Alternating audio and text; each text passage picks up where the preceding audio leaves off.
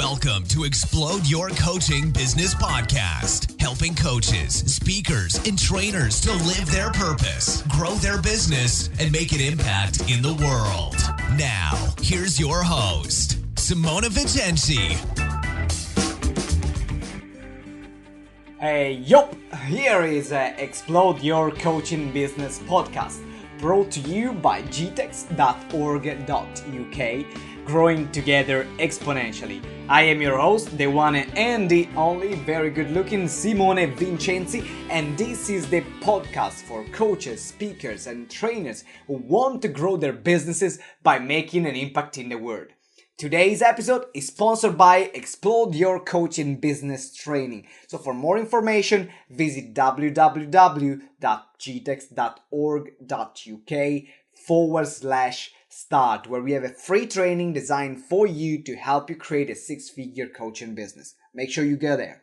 I'm so excited about today's show. Why? Because today I have Bernardo Moya. Now, I'm not just excited because he is Spanish and like Italian and Spanish, we're like brothers, but he is the founder of the Best You magazine and exposition. It's a global brand that promotes personal development around the globe. Now, Bernardo has worked in event management and marketing for more than a decade, studying with Paul McKenna, Richard Bandler, and moving to his own events. And now he promotes events and exposition up to 10,000 people. So today we will going to be talking about how can you become a force in your industry. Also, what you can consider when you have to fill up your rooms. Because if you run an event, the most difficult thing is filling up the room. So how can you fill up that room? Then how to get seminar packed, jam-packed, free event versus paid events. What do you do to do? Pay a small ticket or give it for free. And also how to make your event run smoothly. So make sure that actually at the end you get even more sales. And much, much, much more. We had a blast doing this interview, so make sure you tune in and have a laugh with us. Now, also make sure you subscribe to this podcast. If you haven't done so, what are you waiting for? Right? Subscribe right now to this podcast so you will not miss any other episode, because I promise you, if you just listen to the podcast, apply this information, you are going to have a six-figure coaching and speaking business. Now, if you want to reach out to me personally and you say, Simone, you are great, I would love to talk to you, then make sure you send me an email at simone@gtex.org.uk. Come straight into my inbox, and with that, let's start the music. Hola! Hello, hi, and welcome to another episode of Explode Your Coaching Business Show. Here is episode number 20. I'm really, did I say really? Yeah, I said really excited about today's interview, because tonight we have a special guest. Is Bernardo, and he's an entrepreneur, writer, publisher, TV producer, and seminar promoter to some of the biggest names in the personal development industry. He's editor-in-chief of the Best You magazine, a fascinating voice in the personal development world. Hi, Bernardo. How are you? Hi, Simone. How are you? Thank you for the opportunity. It's great to see you here tonight. So, first of all, big question. We are talking about how can you become a force in the personal development industry. What's your take on that? Because you've done something incredible.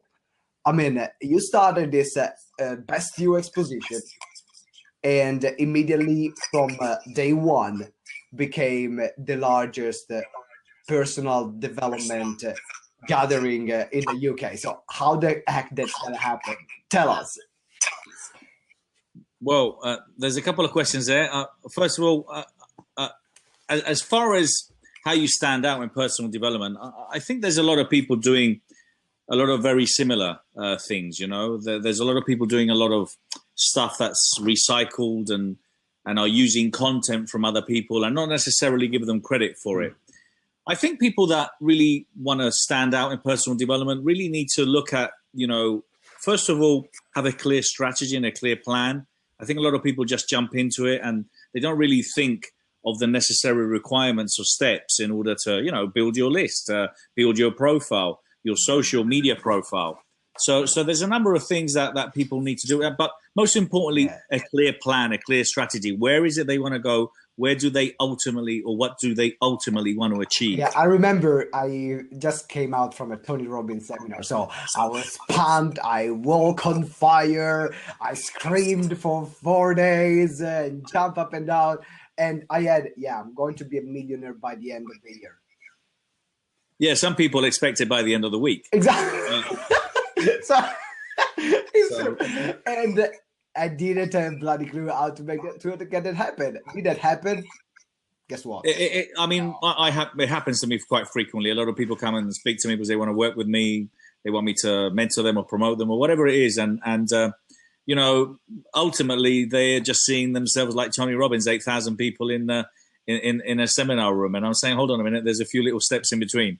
So one of the things I always tell people first in a seminar, then we talk about the 1,000. Exactly. Well, listen, get 2 in if you can, or 5, as you said. But I think one of the things I always say, and you learn, I suppose, with age. I'm a bit older now. Is things take time. To materialize, to build yourself as a brand, it takes time. It takes time, and I think we started really on the right foot with this interview, because I remember when I started, I didn't have a realistic expectation at all, and I get a lot of people coming to me and say, "Oh, I want to have this business, and I want to make $1 million by the end of the year. I want to make 6 figures by the end of the year." And I'm like, "Have you ever made a pound yet?" All right. So we are talking about strategy. So that's one thing was standing out. So talking about strategy. Now, the other question was, you started immediately with this Best You exposition. So can you tell us a bit more about the Best You project, and how the heck did you manage to create such a buzz from day one? Well, it wasn't actually necessarily over day one. It took me a long time. I mean, look, I started personally, my journey started doing NLP training. So it was only when I became a trainer, and I actually understood quite early that I wanted to get into personal development. So it's when I did my NLP training, I knew that this is something I wanted to do for the future. But I basically had the opportunity to run or take over from Paul McKenna and continue the seminars that they were running, him and Richard Bandler. So that's how I started. I really started running or promoting, first of all, training myself, but then becoming a promoter for these guys. So it took me 4 years to build my database. I did have a big database to start with from Paul McKenna, but to double, triple, quadruple it, it took me 3 or 4 years. But I knew more or less within the first couple of years that there was more to it. There had to be something more to personal development exclusively than NLP. So I had the concept and the idea of the best you, quite soon. But it took a long time. So it took me 4 years of publishing in the magazine, and obviously creating a lot of awareness of the magazine, interviewing all sorts of great people. And then we launched the Expo, which is what we did this year, which was overwhelming, but incredibly, fulfilling. And I can imagine. So I think that this is a great message for everyone who is going to be listening to this interview, which is, the Expo had an incredible turnout. It was an incredible success. I mean, I had a lot of friends like Elliot, Anik from Point Express, and they were there. But they were 4 years before of constant publishing the magazine and working on the magazine. And I think that in everything is about consistency, isn't it? It is. And as I said, we worked very, very hard in creating good quality content. We've given a lot for free. I've invested a lot of time and money in resources. We've reinvested a lot of money into kind of building the Best You brand. But listen, we're now in a position where hopefully we can become a global reference within the next 1 to 2 years, because we're launching, apart from the Expo, the TV, the radio, all sorts of great stuff. And that's great. So now getting back on at the end of the interview, we're going to be talking also for people that would love to get involved in the Best You project and how they can get involved in that. But at the moment, again, talking about becoming a force in the personal development industry. So I have my plan, I have my strategy. Now, in your opinion, and this is just more a personal question, what can you do really to stand out? Because as you said before, you have a lot of people that are doing similar things, or you find that the business model that they use is pretty much the same, or the information that they're giving after a while. I mean, there is so much things that you can say about motivation at the end of the day, right? So with all this content that everyone is pouring constantly out there, and some people only sort of pouring, they're vomiting it, but this is another story. Now, with all this content, how can you stand out and still have people that are generally interested in all the free material that you're putting out?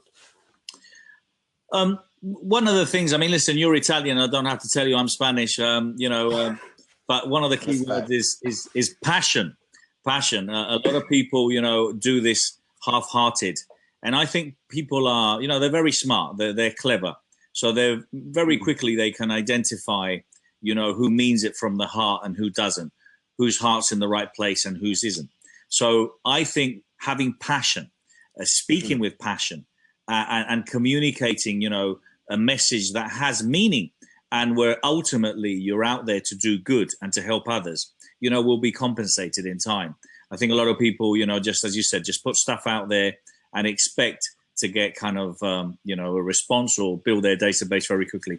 Passion and time and patience and knowledge. I mean, knowledge is key. A lot of people, some people do. I understand that the people that are in the personal development industry, we understand the importance of investing in ourselves and reading and learning and attending seminars. But I continue to engage, meet, read, and engage with many people. So knowledge is also a key thing. Passion, patience, time, and obviously, a hunger to learn and to understand that you've got to carry on updating your internal software. That's brilliant, Artie. I hope you're writing this down. So we have passion. We have what was that? A second. So we have passion, patience, and hunger for knowledge. Yeah. Right? Make sure you write this down, Artie, because we are going to put this in the blog. Okay, so now I have my passion. This is good news also for people that are British.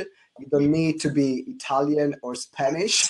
So you can no, because I know we just move the hands. We just move the hands a lot more, And, I mean, Bernardo, let's be honest. We have an unfair advantage. Listen, what can we do? What can we do?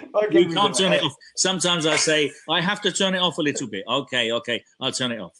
But people have to turn it on. It doesn't matter the fact that you're Spanish, English, or whatever it is. I just think is that people aren't stupid. You go on stage, you speak with passion, you speak from the heart.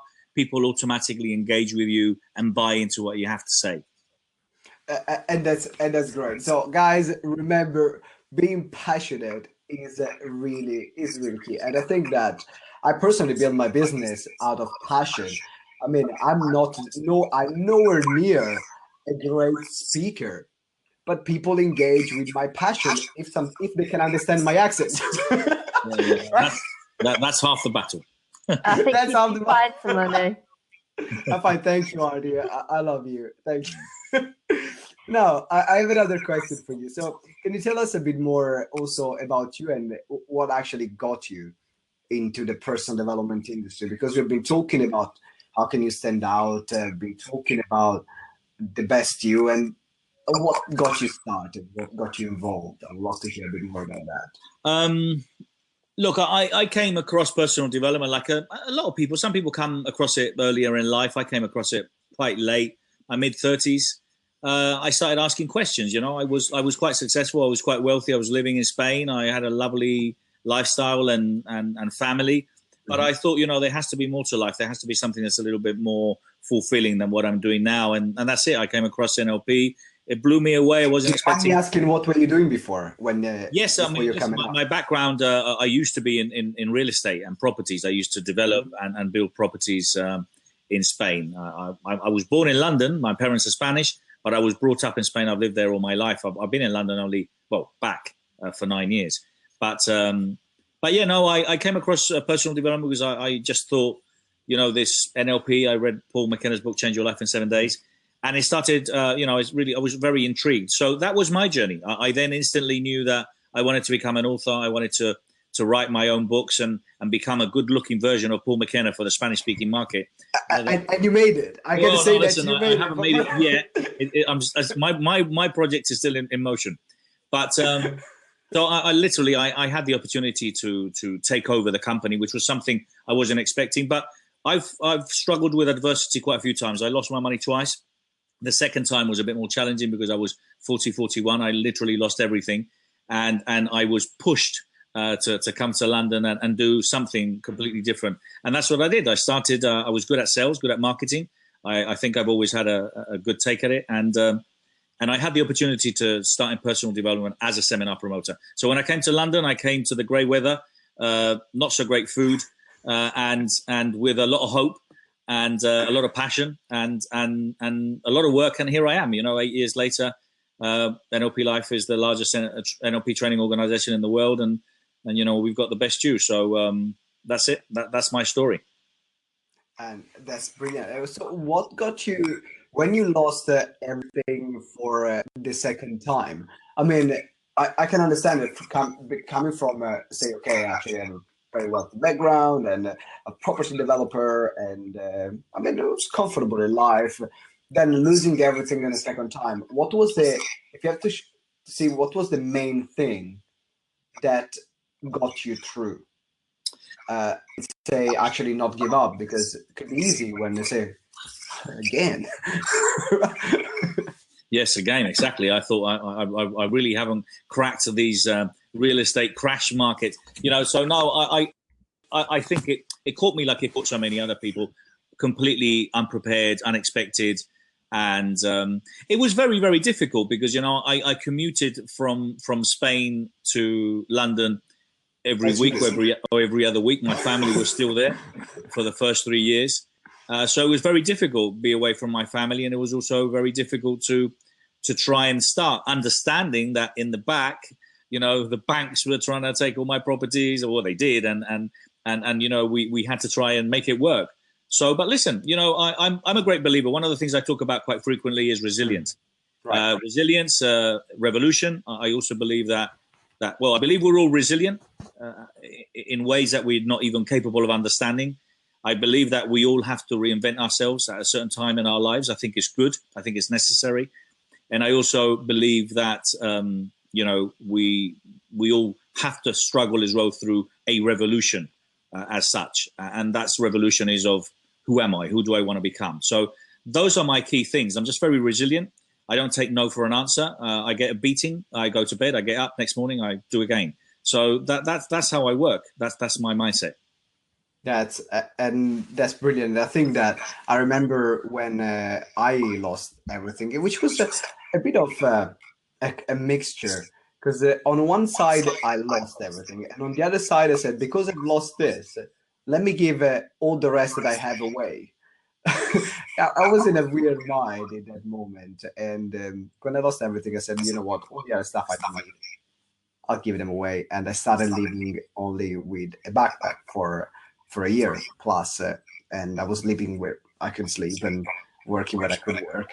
And it was a really interesting adventure where also I had to take a really hard look at myself at the time and say, what is that you want to create? And in that experience, definitely resilience came to hand. And I remember watching a lot of videos, in particular of Les Brown, Tony Robbins, and the big motivational speakers. And they were the one that helped me going through that moment and not settling down or giving up on where I was. So I can definitely empathize with you when you're talking about resilience and making it happen. Now, I would love just to change the topic because now we have a marketing genius here in this interview. So it wouldn't be fair for our listener if I didn't pick your brain about marketing and getting people at events. because a lot of our listeners, they're doing their own events, or they want to start doing their own events. So, Bernardo, about events, can you tell me first of all some of the like three of the biggest mistake that people make that get no people attending at their events? Three of the mistakes. I don't know. I think. Look, the thing is with running events and seminars is that it's never the same rule. You know, I don't think there are. I mean, obviously, there's certain things. There's foundations of putting an event together that are always the same. Okay, you've got to have you've got to have the right copy. You've got to have the right marketing material, the visuals, the banners. You've obviously got to create it and make it interesting. You've got to have a good price structure. You've got to offer incentives for people to buy, or to, you know, kind of like a countdown and create urgency. There's certain things that are a must. But obviously kind of also the social media, you know, social media is essential. But engaging with people instead of trying to sell to them necessarily, you know. But I think a lot of the times people don't really understand the importance of having some good partners and joining forces with people. I think the success of any event is having the right partners involved and being involved. I also think a lot of people want to run events and they want to run them on their own. And that's a big challenge. Unless you're a big name, unless you're, you know, Les Brown, Tony Robbins, Richard Bandler, you know, it's difficult to fill rooms, especially charge, you know, top dollar for it. So I think people don't really understand the importance of partnering up with other people. So if you join forces with someone or a group of people that could run, you know, where you could jointly run an event together, you're obviously mitigating the possible, you know, outlay, but also you're also making sure that it can be successful. One of the formats that always works for us is when you run 5, 6, 8 speakers in a day. These introduction days works really, really well. When people try to do it with one speaker on their own, it's very difficult. So kind of the expo worked really well for us because everybody bought into the expo concept and the expo idea. And we obviously asked them all or gave them all a number of tickets to give out. So, you know, the numbers are simple. You have 50, 60 exhibitors, stroke speakers, and each of them send 50, 100 tickets. You've got 5,000, 6,000 people. So join forces. That would be one of my things. And do all the necessary steps. You have to have the right visuals. You have to have the right marketing, and obviously, you know, a good list. And so now you're talking about joining forces. In your opinion, like from your experience, how do you decide who are the right people to join forces with and who are not? And I'll ask you this question because I remember when I started, I wanted to join forces with everyone. As soon as someone you know, when you go to a networking event and you start as a coach or a speaker, at the beginning you start, oh, you're a coach too, great. Then now it's like, oh, you're another coach. Right? At the beginning there is this excitement. You're a coach too, yeah, let's have something together. But how do you decide from what is a real opportunity and what is actually a distraction? Look, I'm very careful with who I work with, and I'm also always on the lookout with people, or to work with people that have a strong ethos or a similar ethos to me. I want people that stand out and that have great credibility and a good following, because, you know, at the end of the day, we all work very hard to build our database and our followings, and you don't want to risk it. I you know, not so much now but, you know, I still frequently get asked to either promote them. Can you send an email out? Can you do this? Can you do that? And Steve Covey has a great quote that says that in order to be understood, first you need to understand. And that's the truth. The truth is people are always looking out for what's for them instead of looking at how can I help you? You see, I'm a seminar promoter amongst many other things, but so I am used to promoting, putting my resources and my neck on the line to be able to deliver an amazing event. So I'm used to doing that, and I will do that. But, you know, on the other hand, if people want me to put my my resources at there. First, they have to say, you know what, Bernardo, I can help you doing this, this, this, and this, and people will be more inclined to work with you. So I would ask people to go out and think first of how they can help others. I think I mentioned this before, apart from thinking what they can get from themselves, and then things will happen. But look for people that you're happy to work with, that have a similar ethos, that you're happy with, that you would like to have a beer with, you'd like to have a drink with, because a lot of the times, it's not about business. You have to work with people that you're comfortable and happy with. And I agree with you, because sometimes I remember I was talking with a friend of mine, and he just got into partnership with a person to promote their seminars, and he's having an awful experience at the moment. So on a personal level, so the person actually is doing a good job in promoting the seminar, but the personal experience is not there. And at the end of the day, I mean, we are business owners, and we are in this because something that maybe most of the time, I find that most of the business owners are not in there only for the money. I mean, money is a good part if you're an entrepreneur of it, but it's also because they want to do something they actually enjoy. They can be in control of, and they can work with the people that they love. So I agree with you. Do something that you love with the people that you love. And now, what has been? This is as a personal curiosity. What has been you go some seminar that everything goes wrong, and if you're done another seminar, you know what I'm talking about. Where is that these seminars where, for example, I was running a seminar, and during a meditation that one of our speakers was doing, the aircon started dripping in the room. So the aircon, there it was, started dripping in the room, and the speaker was going through the meditation. So I said, the speaker was actually really good. He said, imagine you have a waterfall now coming in. So he used that. It was great. Then this hotel staff came in with a big bucket and started emptying the bucket in a big metal one, creating a big noise in the room. And I was fuming at the time. And it was just one of the many things. So this is just one personal example. So what has been the thing that you would say, I will remember this for the rest of my life, because I hope that will never happen again? Well, to be honest, I can imagine those things happening. I mean, venues are so expensive in London.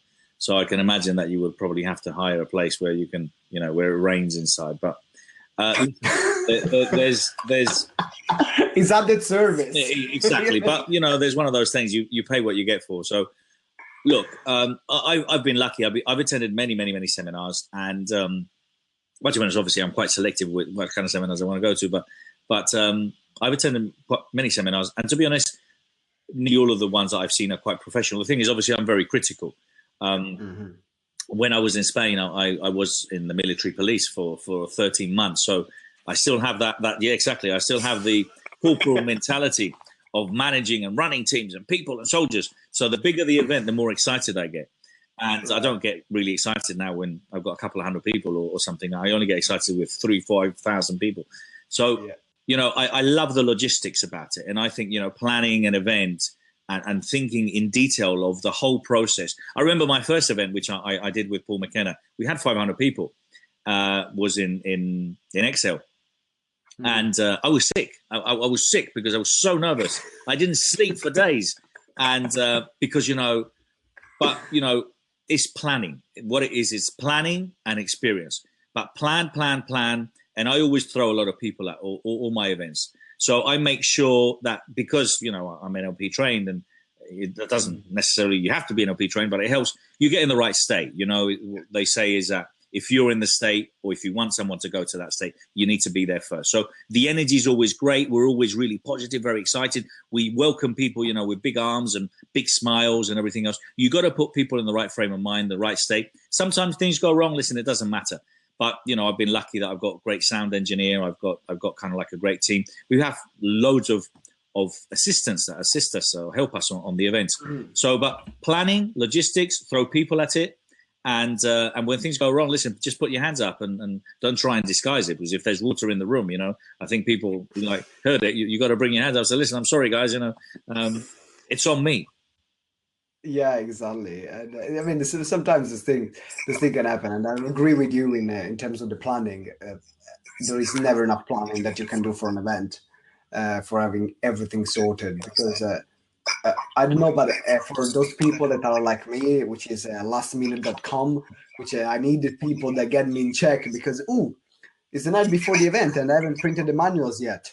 You don't print the manuals, all that. So planning is crucial, and I've learned the hard way on getting things sorted. Yeah. Well, and attention to detail. The attention to detail. The how quickly is registration? Are people coming in? Are you welcoming them?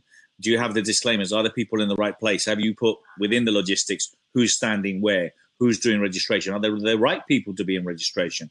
Who's going to be at the door? I normally welcome all my customers at the door. I shake their hand at every single one, or as many of them as I can. Not the expo because it was too many, but kind of, I give that personal touch, and I think it's very, very important because that we get great feedback and people come back for more. And now, so regarding you mentioned before about having the right people in the right places. So if you have to give me a breakdown on, these are the right people, these are the right roles that someone who maybe is planning a big event, these are the roles that they need to consider. And the reason why I'm asking that, it is because when I was emceeing Les Brown in London, that was an incredible opportunity. And I got in because of a very funny story. I contacted the event organizer on Facebook and I sent her a message. And she replied and said, "Oh, great." I said, "Thank you for bringing Les Brown to London. Do you need any help?" And she replied, "Yeah, great. No, I'm fine." I said, "Okay." I said, "Well, I run about 200 events a year. If you need any help, let me know." She replied, "It's actually my first event. Can you jump on a call?" All right. Got on a call with her. She had no clue about what she was doing, no people in place, and the event was 3 weeks down the line. And I was, oh my God, are you serious? The same thing happened with Gary Vee. When I got to organize the Gary Vee's event in the Sporting Hall, the organizer, I actually met the organizer on Blab randomly. I said, I'm emceeing Les Brown, organized more than 200 events. Do you need any help? They said, "Yeah, it's my first event." So, okay, that's a pattern here. I already saw where it was going. I said, "Okay, there is an event with 500 people. Okay, we're in a boxing ring. Okay, the event started at 5. Okay, how many crew members do you have?" It's like, "I have 4 friends." Right, that's a start. And we have access to the venue at 4 o'clock. So we have 1 hour to prepare the venue. But actually, I managed the crew and we managed to put it out. And we made it. So the team was working incredibly well. We were militant in the things they were going to do. So for you, from your experience... I was feeling extremely anxious with everything you've been telling me. It's just terrible. Are you a bit of a control freak, Bernardo? No, to be honest, I let my team. I let my team get on with it, but I am on it. I'm obviously I do let them get take care of the basics, But I am on it. But when it comes down to the day, or kind of we have quite a few. I mean, the expo we had at least 4 or 5 meetings, throughout 6 months, 3 months, 2 months, 1 month.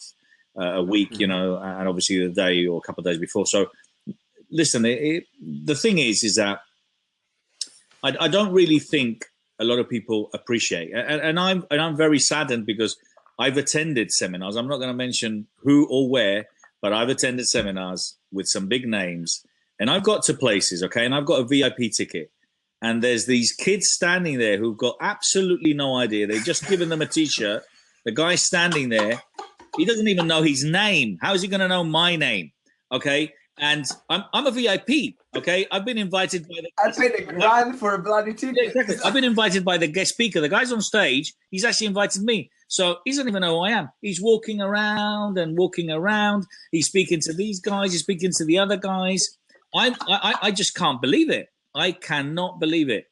Listen, it's a serious business. I say this: personal development is a serious business. And it has to be taken seriously because you only have one occasion to make a good impression. I've attended many seminars where people are treated like numbers. Okay, they're treated like cattle, like goats, and it's wrong. It's wrong.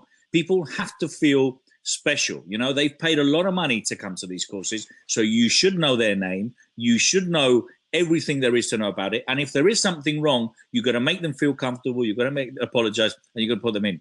So listen, it's just about being organized. I can't even imagine, you know, running an event like this and not knowing, oh, let's print the manuals tomorrow. Mañana. Listen, I'm Spanish, but I'm not Spanish that way, okay? Well, I can see.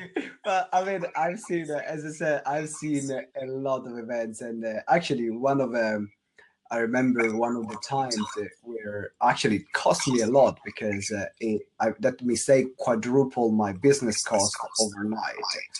So, which it wasn't a big hit for us when that happened. I actually had a venue, a great relationship with a venue in a 5-star hotel, and it was a small room for about 50 people. Sorry, it was a 5-star hotel, really beautiful, and I had it for £100 a day. It was the golden thing because I could run as many events as possible, even for 50 people. I didn't care. I was just spending £100 for the venue, and I actually got excited because. I was one of the first year we were running it.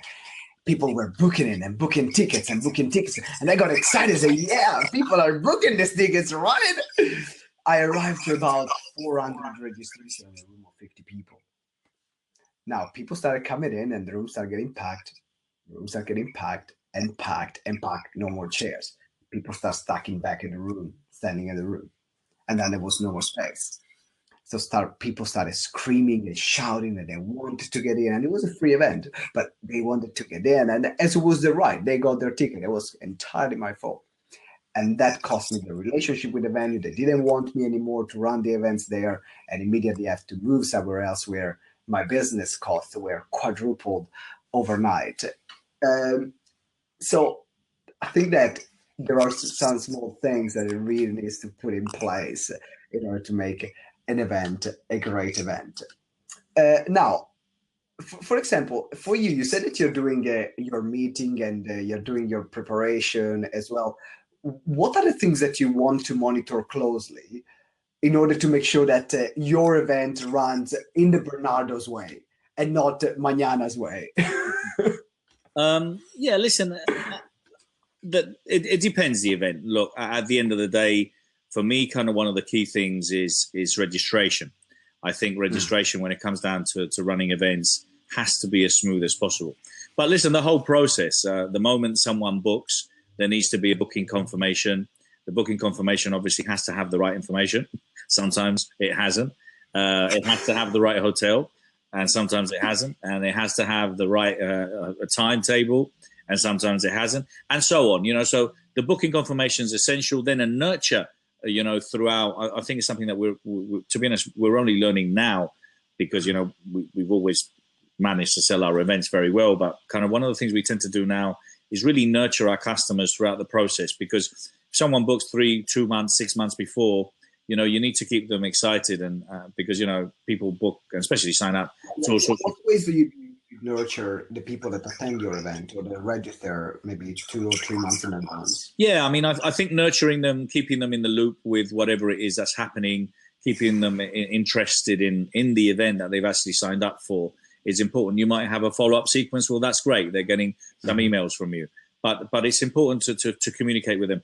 I'm not a big fan of free. I've only done a couple of free events. I'm not going to do them anymore, ever again, just because I feel that, you know, again, it's a very serious business. I think people should pay something because, you know, it costs money, and people aren't silly or stupid. Ultimately, okay. Let's pick the conversation from here. Okay.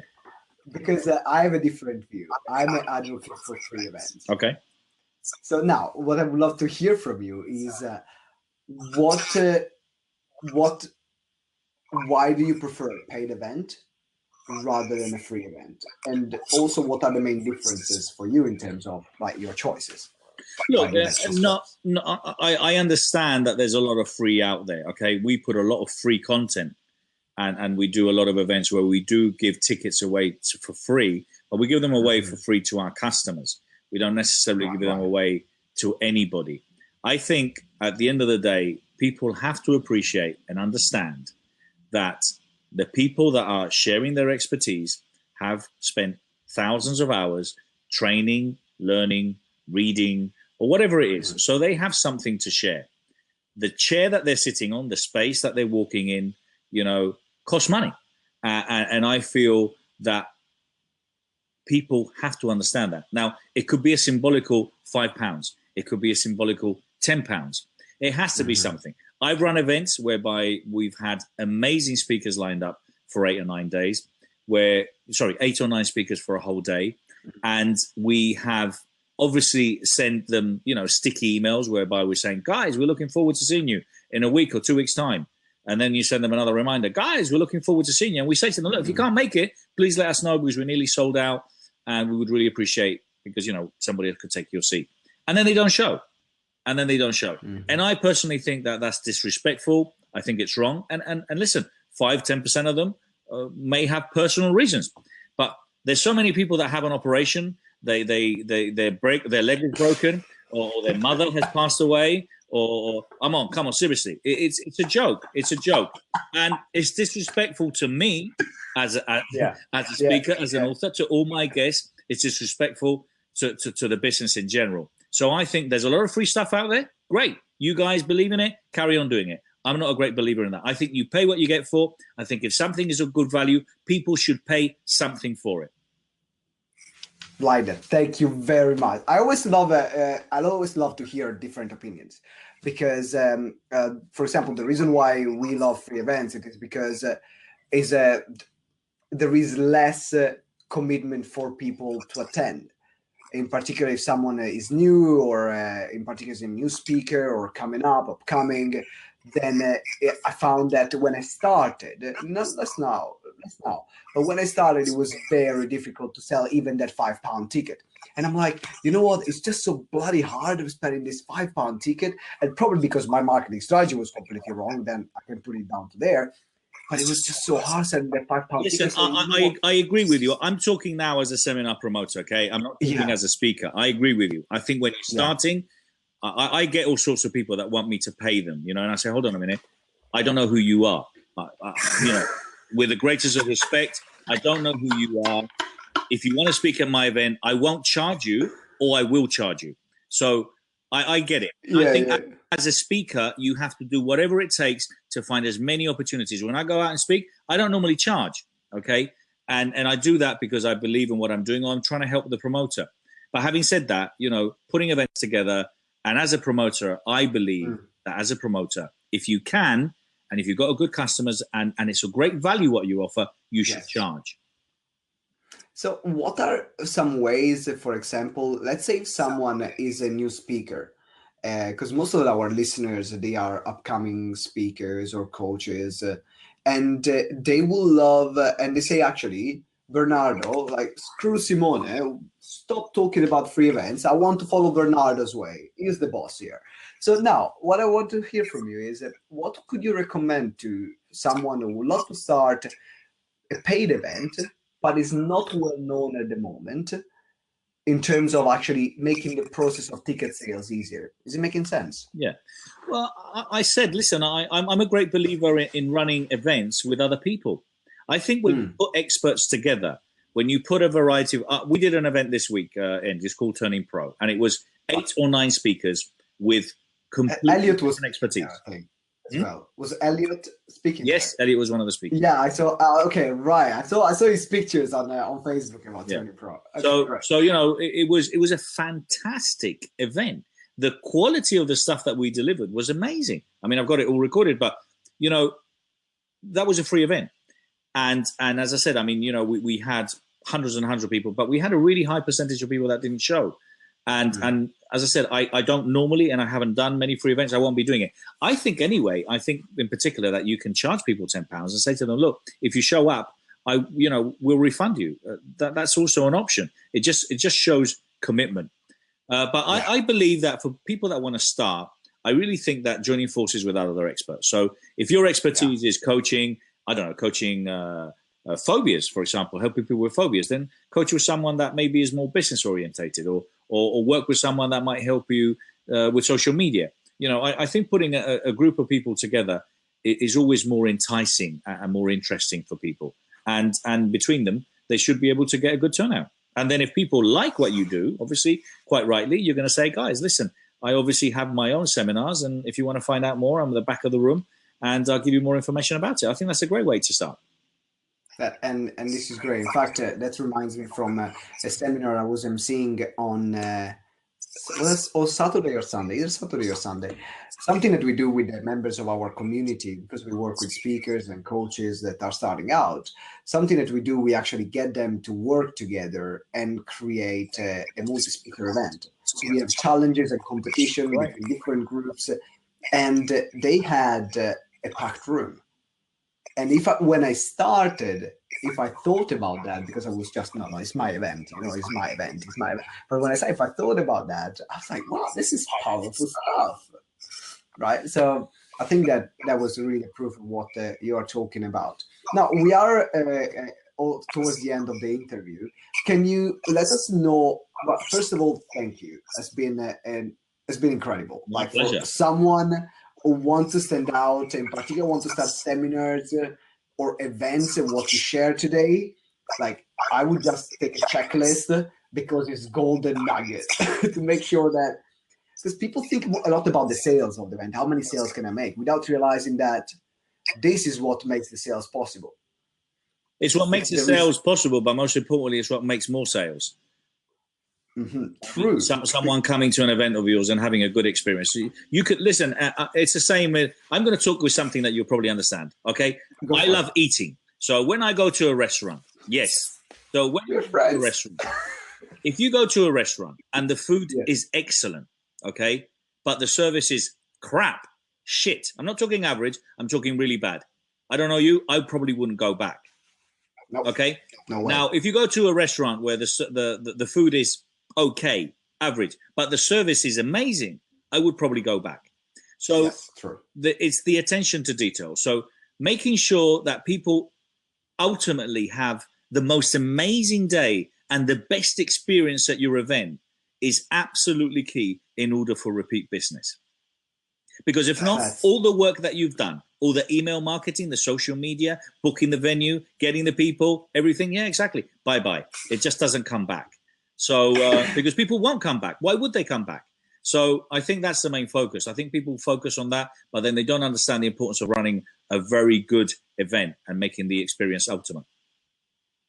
And I think that's really, on this note, what I would love to ask you is, can you tell us a bit more about the Best You Expo and also the Best You projects that you have running out, and how people or speakers or coaches that would love to get involved and be part of this movement, how can they get involved in that? Well, look, my plan is for global domination. Okay, so the plan is to really take the Best You all over the world, but most importantly, become multi-platform. I think one of the things that people don't really identify is that, I think they do, but they might not have the tools, is that personal development is interesting for people in so many different kinds of formats. So to have a magazine, or to be able to publish a book, to be able to have video content, a TV channel like we're looking at launching, to have a radio podcast, to be able to represent talent, work with talent where you can provide them speaking opportunities, to be able to have all that and to be able to run events ultimately is kind of what we're trying to achieve. So we've got all sorts of seminars and workshops. The Turning Pro, which is an event where we're helping coaches, trainers, therapists take their personal career and their professional career to the next level with a 6-month program. Apart from that, we publish a magazine. We're launching the TV channel in March 2017, which is going to go to the US. We have a partnership over there. So it's going to be all the content that we've been filming and recording for the last 3 years will be shown through Roku, Hulu, Samsung, and Amazon Prime. And then the expo was something that I was very passionate about.